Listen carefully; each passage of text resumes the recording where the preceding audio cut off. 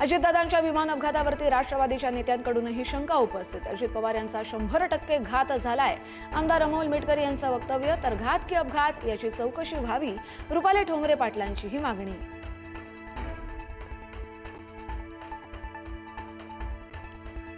राष्ट्रवादीच्या विलीनीकरणाबाबत होणार मोठा खुलासा। रोहित पवार 9 फेब्रुवारीला पत्रकार परिषद घेत सांगणार इनसाइड स्टोरी। विलीनीकरणाबाबत आतापर्यंत काय घडलं हे पुराव्यांसह सांगणार।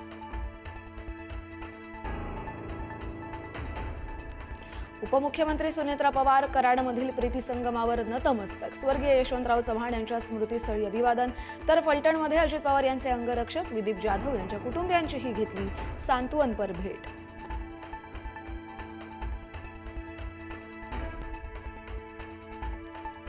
सुनेत्रा पवार यांच्या शपथविधीवरून अनेकांची टीका। घाईनं शपथविधी नको व्हायला हवा होता। दादांबद्दलची सहानुभूती गमावली।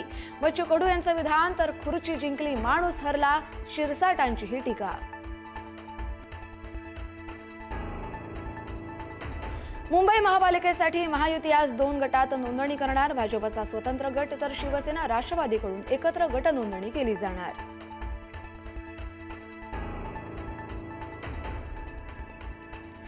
कल्याण डोंबिवलीमधील ठाकरेंच्या शिवसेनेचे बेपत्ता असलेले नगरसेवक मायघरी। नगरसेवक मधुर म्हात्रे अखेर घरी परतले। 16 दिवसांनंतर म्हात्रेंचं कमबॅक, तर तिघे अद्यापही बेपत्ता।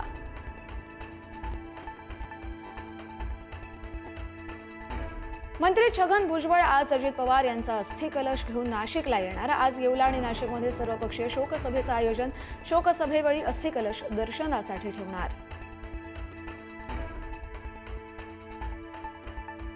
आमच्याशी चर्चा न करता अजितदादांनी विलीनीकरणाचा निर्णय घेतला असता का?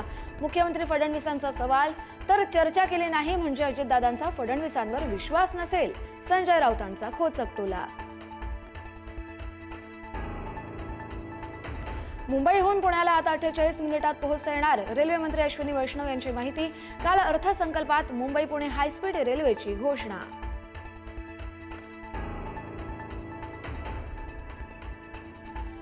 नंदुरबारसह उत्तर महाराष्ट्रात आणि देशाच्या विविध भागात अवकाळी पावसाचा संकट। हवामान खात्यानं वर्तवला अंदाज।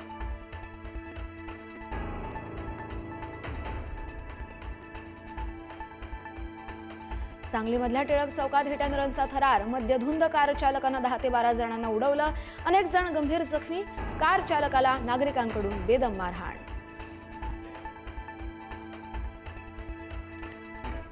शिकूया AI ची क्रांती, चला करूया MSCIT।